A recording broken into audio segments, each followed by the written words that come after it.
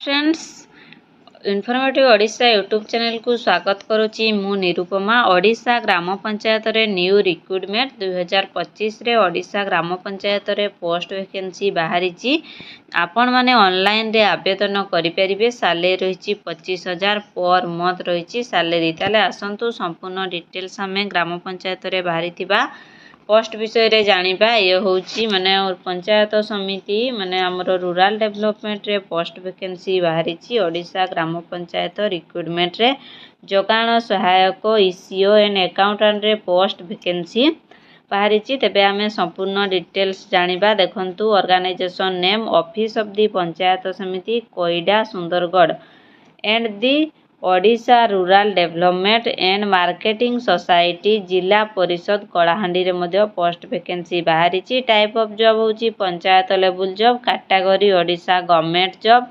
Name of the post जोगाण सहायक ECO and accountant रे post vacancy बाहरी। एप्लिकेशन मोड ऑफलाइन रे करि परिबे। रजिस्टर पोस्ट बा स्पीड पोस्ट साहाय्य रे आपण माने एठारे आवेदन करि परिबे। Who can apply all Odisha candidate आवेदन करि परिबे। प्लेस ऑफ पोस्टिंग ओडिशा रे ही पोस्टिंग रहिबो। लास्ट डेट रही 15 एप्रिल 2025 रे रही last date. Gender both male and female उभय महिला और पुरुष एठारे आवेदन करि परिबे। देखंतु एजुकेशनल क्वालिफिकेशन कोन रही।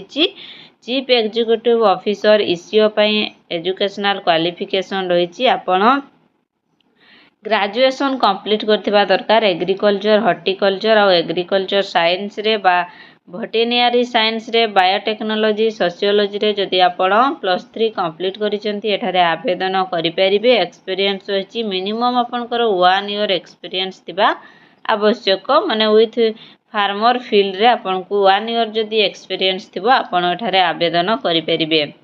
अकाउंटेंट पई पोस्ट वैकेंसी बाहरी। अकाउंटेंट रे कैंडिडेट शुड हैव कंप्लीटेड जदि आपण 10th +2 पास करिसेंती मैथमेटिक्स रे आपण जदि 10th +2 करिसेंती मैथमेटिक्स आपनकर जदि कंपलसरी अछि तेबे आपण एठारे आवेदन करि परिबे। कॉमर्स थिले भी आपण आवेदन करि परिबे।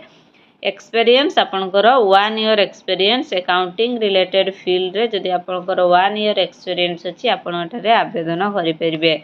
जोगाण सहायक देखंतु आपण जदि ग्रेजुएट करिसेंती ताले जोगाण सहायक रे मध्ये आपण चाकरी करि परिबे। Post name and vacancy details देखंतु चीफ एग्जीक्यूटिव ऑफिसर रे 7टी पोस्ट वैकेंसी रही। अकाउंटेंट कम एमआईएस रे 8टी पोस्ट अछि। जोगाण सहायक रे 2टी पोस्ट वैकेंसी रही।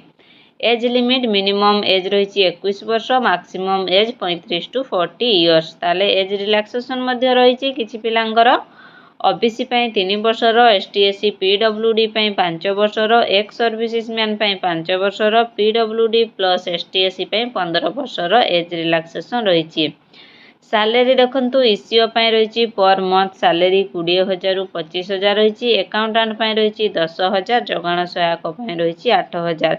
सिलेक्शन प्रोसेस देखंतु कैंडिडेट सिलेक्शन प्रोसेस रहिबो। सॉर्टिंग ऑफ एप्लीकेशन आपनकर बेस्ड ऑन क्वालिफिकेशन एक्सपीरियंस देखा जिवो। इंटरव्यू हेबो। इंटरव्यू और डॉक्यूमेंट वेरिफिकेशन साहाय्य रे आपण मानकु सिलेक्शन करा जिवो। एप्लीकेशन फी कोनोसी मध्ये एप्लीकेशन फी नाही। कोनोसी कैंडिडेट पे एठारे एप्लीकेशन फी नाही। आपण माने मागणा रे आवेदन करि परिबे।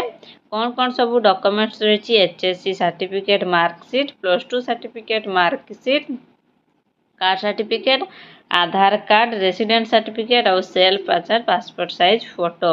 Apply start date already start हो जाइए। लास्ट डेट होची 24/3/2025 और 15/4/2025। मार्च 24 अच्छी और एप्रिल 14 अच्छी लास्ट डेट। देखो संपूर्ण डिटेल्स दे देछि मु आपण मानकु संपूर्ण डिटेल्स आपण मानकु कहिदेली। जदि आपण ऑफलाइन रे आवेदन करिवे ऑफलाइन रे आवेदन सबमिशन आपनकर पोस्टल एड्रेस देखंतु माने द ORMAS जिला परिषद कलाहांडी भवानीपाटना 766001 एंड फॉर जोगाण सहायक submit the application from the block office है। आपण जदि आवेदन करबा पई चाहउचंती ए एड्रेस रे आपण आवेदन करि परिबे। जदि आपण माने नोटिफिकेशन पीडीएफ देखिबा पई चाहउचंती ताले गारे जदि क्लिक करिवे नोटिफिकेशन पीडीएफ देखंतु ताहले आपण नोटिफिकेशन पीडीएफ मध्ये देखि परिबे।